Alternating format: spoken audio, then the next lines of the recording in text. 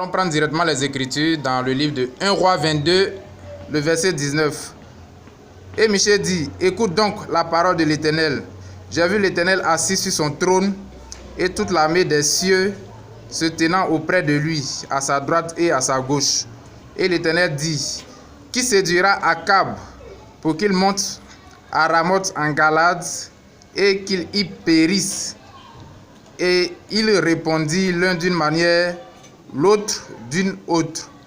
Et un esprit vint se présenter devant l'Éternel et dit, moi je le séduirai. L'Éternel lui dit, comment? Je sortirai, répondit-il, et je serai un esprit de mensonge dans la bouche de tous ses prophètes. L'Éternel dit, tu le séduiras et tu en viendras à bout. Sors et fais ainsi. Alléluia. Gloire à Jésus. Merci Seigneur. Je vais lire un autre passage dans le livre de 1 Timothée 3, le verset 1. 1 Timothée 3, le verset 1. Voilà ce que la Bible dit dans 1 Timothée 3, le verset 1. La Bible dit,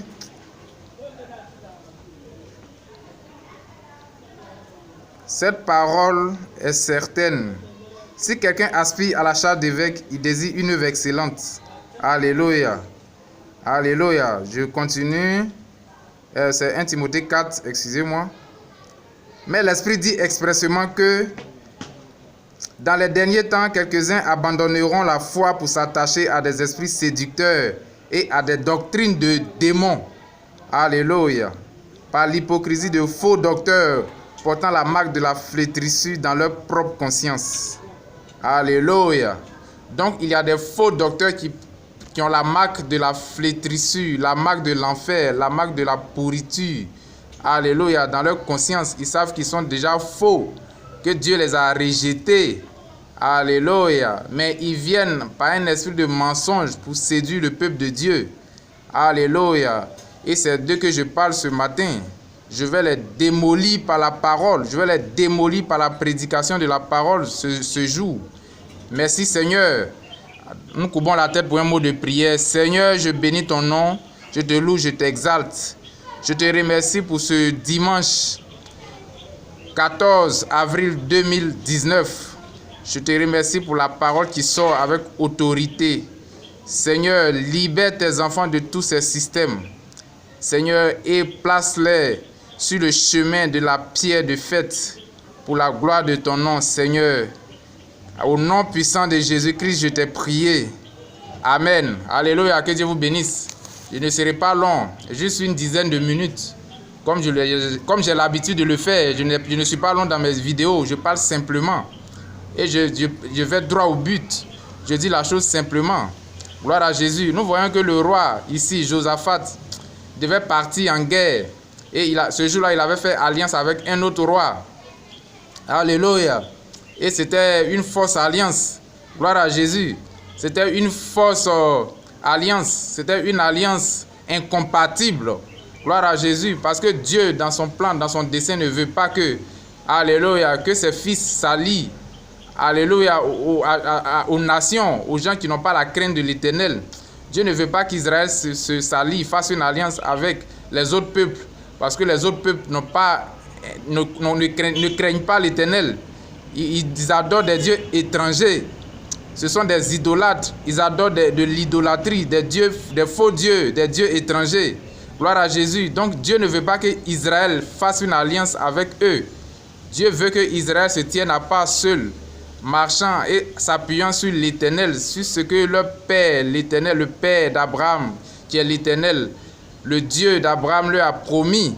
C'est sur cela seulement que Dieu veut que Israël marche. Dieu ne veut pas qu'Israël tisse des alliances avec d'autres personnes. Mais ici, nous voyons que le roi a tissé une alliance avec un autre roi. Lorsque nous lisons dans 1 Roi 22, à partir du verset 1, nous voyons que le roi d'Israël a tissé une alliance avec un autre roi. Et les deux se posaient la question, est-ce que quand nous irons en guerre contre nos ennemis, Est-ce que nous allons les vaincre? Alléluia. C'est à l'image de la Côte d'Ivoire, du climat politique ici aujourd'hui. Il y a beaucoup d'alliances. Il y a des alliances qui se tissent en ordre et en désordre. Toutes sortes d'alliances.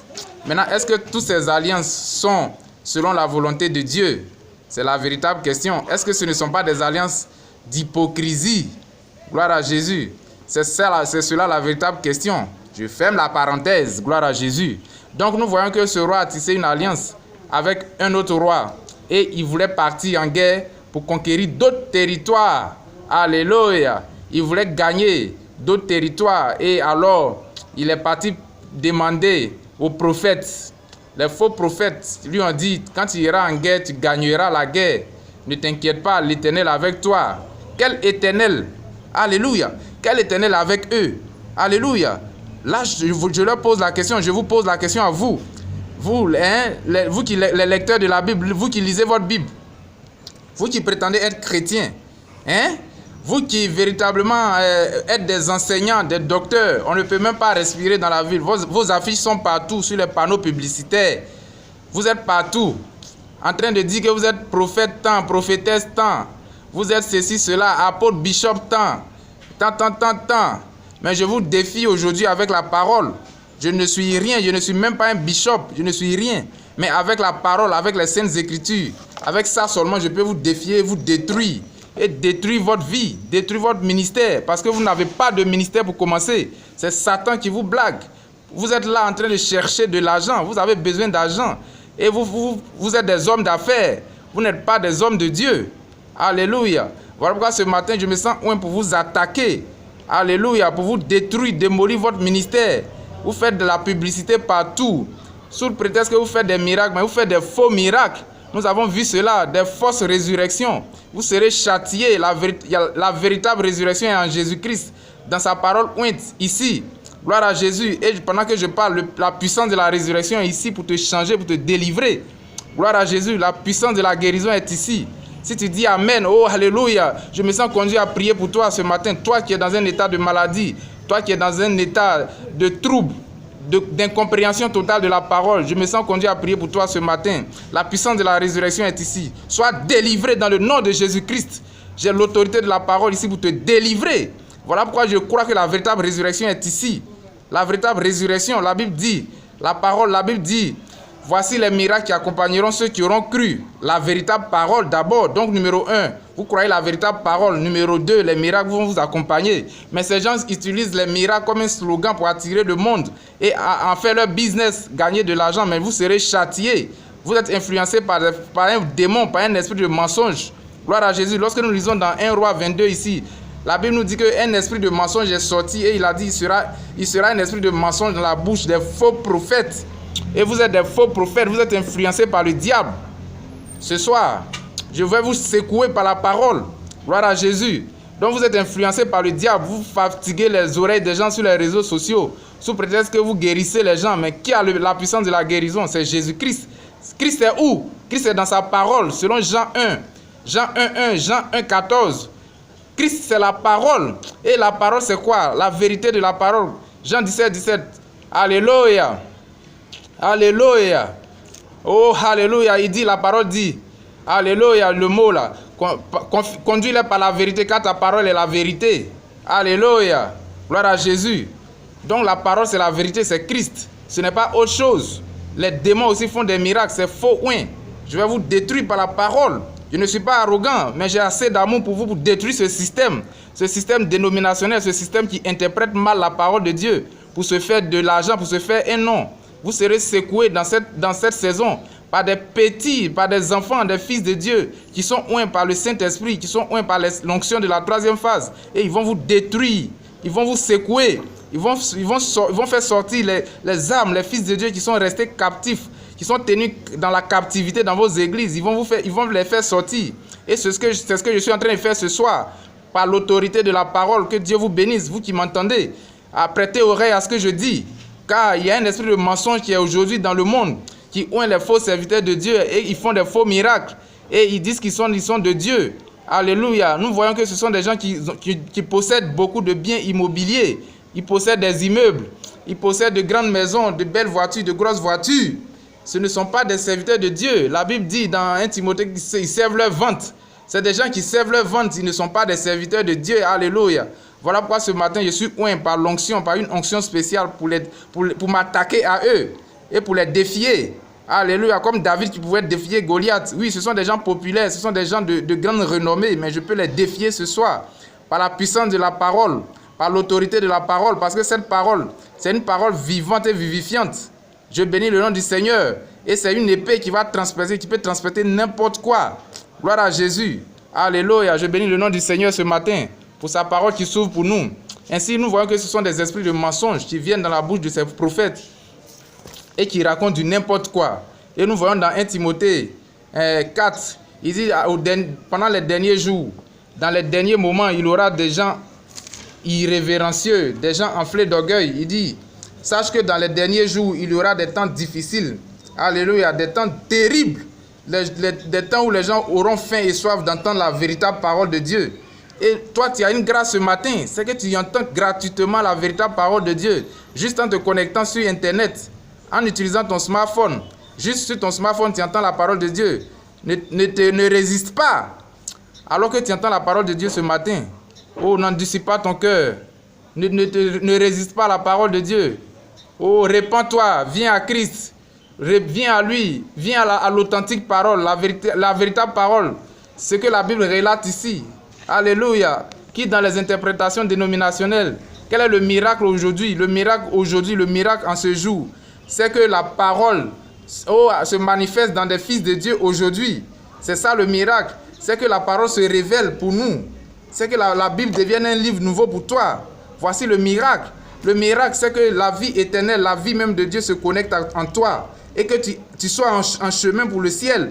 Là-haut, c'est ça le véritable miracle. Le véritable miracle, c'est que l'identité de Christ soit en toi. Alléluia. Comme je l'ai dit dans une vidéo précédente, Christ et ses enfants, sa nature, son ADN en eux. Alléluia. Voici le miracle. Le miracle, c'est que tu sois racheté, que tu retournes à ta position depuis l'origine. Alléluia. C'est ça le véritable miracle. Ce ne sont pas ces miracles fabriqués. Même si quelqu'un te guérit aujourd'hui, quelqu'un te ressuscite des morts, peu importe, mais un jour tu mourras à nouveau. Ce n'est pas ça le miracle. Cherche le miracle où lorsque tu seras ressuscité, c'est pour toujours. Et je suis là avec une onction spéciale pour te dire que le miracle pour te ressusciter pour toujours est ici. Alléluia. Ce miracle est ici. Et ici dans un homme humble. Oh, une cravate jaune, une chemise blanche, un costume noir en train de te prêcher ce miracle qui est Christ. Alléluia. Que Dieu vous bénisse. Je ne serai pas long. Je vais prendre une citation ici et je vais terminer. Dans la prédication, Dieu tient sa parole. Prêchez. Alléluia. Dieu tient sa parole. Oh, béni soit le nom du Seigneur. Prêchez le 20 janvier 1957. Alléluia. Voilà ce qu'il dit. La Bible dit qu'il serait égoïste, vantard, hautain, blasphémateur, désobéissant, ingrat, irréligieux, insensible, intempérant et ennemi des gens de bien. Ils sont intempérants. Hein? Ils s'énervent pour rien du tout. Alléluia. Ils sont prêts à tuer. Alléluia. Ils sont intempérants et ennemis des gens de bien. Les gens de bien, c'est nous qui prêchons la vérité de la parole. Mais on est comme leurs ennemis. Alléluia. Ils nous méprisent. Gloire à Jésus. Oh, merci Seigneur. Il dit, ayant l'apparence de la piété, tout comme ceux-là l'avaient, mais régnant ce qui en fait la force. Donc, ils ont toujours l'apparence de la piété. Ils s'habillent bien en costume. Ils prêchent aussi l'évangile. Ils disent le nom de Jésus. Ça, c'est l'apparence de la piété. Ils portent de grosses soutanes. Ils portent des vêtements comme des saints. Quand tu les vois, tu dis, oh, voici Jésus qui est en train de passer. Ils portent des soutanes blanches, de grosses soutanes avec des robes. Hein? Ce sont des démons. La Bible dit que ce sont des tombeaux blanchis. Ce sont des tombeaux blanchis qui sont là. Et vous pensez que ce sont des serviteurs de Dieu. Vous pensez qu'ils représentent Dieu sur la terre pour vous. Non, ce sont des tombeaux blanchis. C'est ce que la parole dit. Gloire à Jésus. Nous savons que les véritables oints de Dieu, les véritables serviteurs de Dieu ne portent pas de grosses soutanes. Alléluia. Ils portent de grosses soutanes en train de dire dans les églises, au nom du Père, du Fils et du Saint-Esprit. Amen. Vous serez châtiés. La fin du monde est arrivée. Des homosexuels. Vous serez détruits par la parole aujourd'hui. Gloire à Jésus. La Bible dit que les véritables serviteurs de Dieu, les véritables prophètes ne portaient pas de soutane.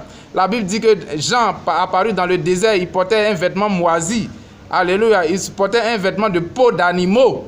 Alléluia. Et ils se nourrissaient de sauterelles. Et ceux-là, tu les vois en train, ils sont dans les grandes maisons, dans les grandes cathédrales. Ce sont eux qui mangent les bons mets, mais ils sont secoués. C'est des démons. Ce ne sont pas des serviteurs de Dieu, c'est des démons sous la forme, qui viennent sous la forme religieuse. Gloire à Jésus, mais je vais les détruire parce que j'ai l'autorité de la parole ici. Alléluia. Il dit, s'ils ne parlent pas, ils renient ce qui fait la force, c'est-à-dire la vie de Christ, l'amour, la tolérance.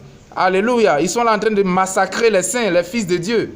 Alléluia. Mais un temps vient où Dieu va mettre fin à cela. Et le temps est arrivé maintenant même. Ce n'est pas au futur, ce n'est pas au passé. Le temps est ici, aujourd'hui même. Alléluia. J'ai fini ma citation et je prie. S'ils ne parlent pas selon cela, il n'y a aucune vie en eux.